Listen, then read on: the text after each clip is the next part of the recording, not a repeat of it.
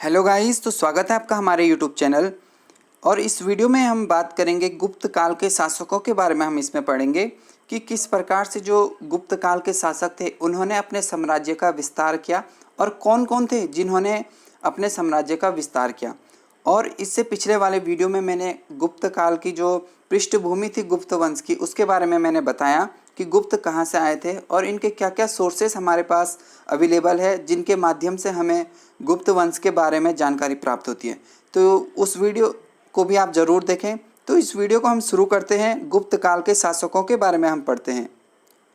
तो जो गुप्त वंश के जो संस्थापक हैं, श्री गुप्त को गुप्त वंश का संस्थापक माना जाता है और इन्हें आदि गुप्त के नाम से भी जाना जाता है। यानी कि हम मान सकते हैं कि जो श्री गुप्त थे वो कुषाणों के सामंत रहे होंगे और जब कुषाणों की शक्ति धीरे धीरे कमज़ोर होती गई, जब कुषाणों का पतन हो गया, तब इन्होंने वहाँ की सत्ता को अपने हाथ में ले ली। ये उनके उत्तराधिकारी बन बैठे। यानी कि श्री गुप्त को गुप्त वंश का संस्थापक माना जाता है और इन्हें आदि गुप्त के नाम से भी जाना जाता है क्योंकि इन्होंने ही इस वंश की इन्होंने स्थापना की थी। और सेकंड हमारे पास जो राजा का हमें उल्लेख मिलता है वो आता है घटोत्कच गुप्त का। यानी कि जो घटोत्कच गुप्त थे ये अपनी सीमाओं में विस्तार करते हैं। यानी कि जो घटोत्कच थे वो श्री गुप्त के पुत्र थे और जब श्री गुप्त की जब डेथ हो गई या उन्होंने जब वो हट गए वहाँ से या जब उनकी डेथ हो गई तो उसके बाद घटोत्कच गुप्त वहाँ पे सिंहासन पर बैठते हैं और अपनी सीमाओं का विस्तार करते हैं। और जो ये दो राजा थे श्री गुप्त और घटोत्कच गुप्त, ये महाराजा की उपाधि को धारण करते हैं। तो इसके बाद जो हमारे पास राजा हैं उनका नाम है चंद्रगुप्त प्रथम और इनका शासनकाल 320 से लेकर 335 तक ईस्वी तक इनका शासनकाल माना जाता है। यानी कि ये घटोत्कच गुप्त के ये पुत्र थे और श्री गुप्त के ये पौत्र थे, यानी कि ये पोते थे। तो जो गुप्त वंश का जो वास्तविक संस्थापक माना जाता है वो चंद्रगुप्त प्रथम को ही माना जाता है क्योंकि ये अपनी नीतियों के द्वारा गुप्त शासन का ये विस्तार करते हैं। गुप्त वंश का प्रसिद्ध राजा चंद्रगुप्त प्रथम था और इन्हीं को यहाँ का वास्तविक संस्थापक माना जाता है। और अपने राज्यारोहण के समय इन्होंने गुप्त संभवत की स्थापना की। यानी कि जब इनका राज्यारोहण हुआ, ये रोहनी रोहण है, तो जब इनका राज्यारोहण हुआ ये गद्दी पर बैठे, यानी कि 320 ईस्वी में ये गद्दी में बैठे, तब उस टाइम पे इन्होंने गुप्त संभवत की स्थापना की थी। और इन्होंने लिच्छवी राजकुमारी कुमार देवी से इन्होंने विवाह किया था क्योंकि ये वैश्य थे और ऐसा माना जाता था कि जो लिच्छवी राजकुमारी थे ये क्षत्रिय थे और क्षत्रिय से शादी करने से इनका जो सामाजिक स्तर था उनमें परिवर्तन हुआ, इनकी प्रतिष्ठा समाज में बढ़ी। और इस उपलक्ष्य पे ये कुमार देवी नामक सिक्के भी जारी करते हैं। यानी कि जब इनकी शादी हुई लिच्छवी राजकुमारी कुमार देवी से, जो कि क्षत्रिय थी और जो गुप्त थे वो मूलतः वैश्य थे, और ऐसा माना जाता है कि वैश्य होने के कारण इन्होंने जो क्षत्रिय कुल में इन्होंने शादी की तो उससे इनका प्रतिष्ठा बढ़ी, समाज में इनका आदर होने लगा। और इस उपलक्ष्य पे इन्होंने कुमार देवी नामक सिक्के भी इन्होंने जारी किए। यानी कि इन्होंने वैवाहिक संबंधों के द्वारा अपने राज्य का विस्तार किया और इन्होंने कुमार देवी नामक सिक्के चलाए थे। इसके अतिरिक्त इन्होंने महाराजा धीराज की उपाधि धारण की थी। यानी कि जो इससे पहले के जो दो राजा थे श्री गुप्त और घटोत्कच गुप्त, तो इन्होंने केवल महाराजा की इन्होंने उपाधि धारण की थी, लेकिन चंद्रगुप्त प्रथम ने महाराजा धीराज की इन्होंने उपाधि धारण की। इसके बाद जो हमारे पास राजा का उल्लेख मिलता है वो है समुद्रगुप्त। यानी कि जो इनका शासन काल था, इनका जो टाइम पीरियड था वो 335 से लेकर 380 ईस्वी तक इनका टाइम पीरियड माना जाता है। और समुद्रगुप्त के संबंध में हमें जो जानकारी प्राप्त होती है वो प्रयाग प्रशस्ति के द्वारा हमें जानकारी प्राप्त होती है, जो कि उन्हीं के दरबारी कवि हरिशेन ने लिखा था। और समुद्रगुप्त ने उनको जो ये हमें प्रयाग प्रशस्ति अभिलेख मिलता है उसमें इनको लिच्छवी दौहित्र बताया है। यानी कि लिच्छवी दौहित्र मतलब कि लिच्छवी कन्या से उत्पन्न इन्होंने बताया है। और ऐसा माना जाता है कि जो समुद्रगुप्त हैं, समुद्रगुप्त ने अपने राज्य का विस्तार बहुत ज़्यादा किया और जो उनकी प्रतिष्ठा थी वो सिर्फ भारत में ही नहीं बल्कि भारत से बाहर भी फैली, क्योंकि एक चीनी स्रोत के अनुसार श्रीलंका के जो राजा थे मेघवर्मन, उन्होंने गया यानी कि जो बिहार है, गया बिहार में बुद्ध का मंदिर बनवाने की अनुमति प्राप्त करने के लिए समुद्रगुप्त के पास एक दूत भेजा था। तो यहाँ से हमें उनके बारे में पता चलता है कि उनकी कीर्ति सिर्फ भारत तक ही नहीं बल्कि विदेश तक भी उनकी कीर्ति फैलती है और अनुमति दे दी जाती है, और वहाँ पर श्रीलंका के राजा मेघवर्मन द्वारा वहाँ पे मंदिर भी बना दिया जाता है, बुद्ध का मंदिर बना दिया जाता है। इसी कारण वी.ए. स्मिथ द्वारा समुद्रगुप्त को भारत का नेपोलियन कहा जाता है। यानी कि नेपोलियन मतलब कि उन्होंने अपनी सीमा में काफ़ी ज़्यादा उन्होंने विस्तार किया, जिस कारण उन्हें भारत का नेपोलियन कहा जाता है।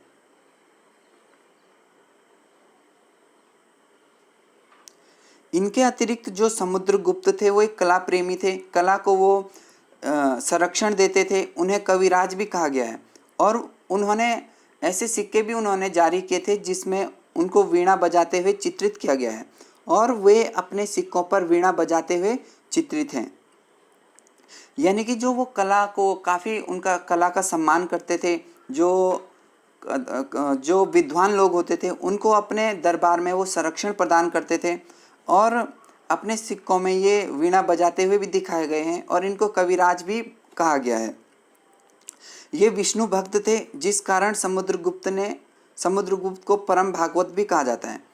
यानी कि विष्णु के भक्त थे, और समुद्रगुप्त ने गरुड़ तथा धनुर्धर प्रकार के सिक्के भी इन्होंने जारी किए थे। धनुर्धर प्रकार के इन्होंने, जिस प्रकार से यहाँ पे दिख रहा है, धनुर्धर प्रकार के सिक्के इन्होंने जारी किए थे, और गरुड़ प्रकार के इन्होंने भी सिक्के जारी किए थे। जो समुद्रगुप्त थे वो ब्राह्मण धर्म के अनुयायी तो थे ही, लेकिन वो और धर्मों को भी संरक्षण प्रदान करते थे, और धर्मों के प्रति वो सहिष्णु थे। यानी कि वो किसी दूसरे धर्म का अनादर नहीं करते थे, जबकि वो ब्राह्मण धर्म के अनुयायी होते थे। अब समुद्रगुप्त के बाद जो राजा बनते हैं वो बनते हैं चंद्रगुप्त द्वितीय, जिन्हें कि विक्रमादित्य के नाम से भी जाना जाता है। तो इनका जो टाइम पीरियड था वो 375 से लेकर 414 ईस्वी तक इनका टाइम पीरियड रहा। इन्होंने शासन किया, यहाँ पे रूल किया इन्होंने। अब जब समुद्रगुप्त की जब मृत्यु हो गई तब उनके जो बड़े पुत्र थे, इनके 2 पुत्र थे, चंद्रगुप्त द्वितीय और रामगुप्त। तो जब उनकी मृत्यु हो गई समुद्रगुप्त की, तब इनका बड़ा पुत्र रामगुप्त राजा बनता है। लेकिन ये काफ़ी एक कमज़ोर शासक था, इसकी उतनी उपलब्धियाँ नहीं थी, और उसे शक राजा इंद्र सिंह तृतीय के द्वारा हरा दिया जाता है। यानी कि एक युद्ध होता है, और वहाँ ये रामगुप्त और राजा इंद्र सिंह तृतीय के मध्य में युद्ध होता है। लेकिन इस युद्ध में रामगुप्त हार जाता है और इंद्र सिंह तृतीय की विजय हो जाती है। और इस कारण क्या होता है कि जो रामगुप्त की जो पत्नी थी उनका नाम था ध्रुवा देवी, तो ध्रुवा देवी को वो अपने पास ले जा लेते हैं जीत के, जिस पर कि चंद्रगुप्त द्वितीय को काफ़ी वहाँ पे गुस्सा आता है, और वो राजा इंद्र सिंह तृतीय के विरुद्ध युद्ध करते हैं। फिर वो युद्ध में जीतते हैं, फिर वो ध्रुवा देवी को छुड़ा के ले आते हैं, फिर वो रामगुप्त को मार देते हैं और ध्रुवा देवी से शादी कर लेते हैं। इस प्रकार वो अब वहाँ पे राज्य के सिंहासन पर बैठते हैं। तो जो चंद्रगुप्त द्वितीय थे वो वैवाहिक संबंधों के द्वारा और विजय दोनों के सहारे इन्होंने अपने साम्राज्य की सीमा बढ़ाई। चंद्रगुप्त ने अपनी कन्या प्रभावती का विवाह वाकाटक राजा से कराया, जो ब्राह्मण जाति का था और मध्य भारत में शासन करता था। यानी कि जो चंद्रगुप्त थे उन्होंने, उनकी एक पुत्री थी प्रभावती, वो उसका विवाह वाकाटक राजा से करा देते हैं। लेकिन यहाँ पे क्या होता है कि कुछ दिन बाद ही जो वाकाटक नरेश थे उनकी मृत्यु हो जाती है, जिस कारण उनका जो नाबालिग पुत्र था वो सिंहासन पर बैठता है। लेकिन वो नाबालिग था, इसलिए जो वहाँ की जो उनके राज्य की जो सत्ता थी वो प्रभावती के हाथों में थी, और अप्रत्यक्ष रूप से चंद्रगुप्त के हाथ में ये सत्ता उनके राज्य की थी।